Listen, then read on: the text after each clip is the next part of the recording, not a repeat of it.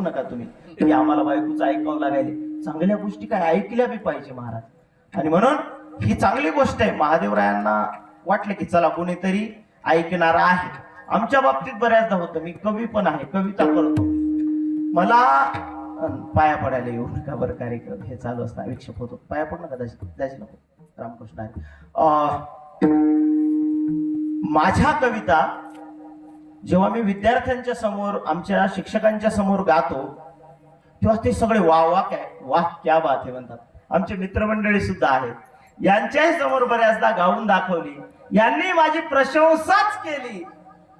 परंतु खरं बोलतो सर, रेकॉर्डिंग जरी झाली तर डिलीट करा, बायकोनं माझ्या कधीच कविता ऐकल्या नाहीत.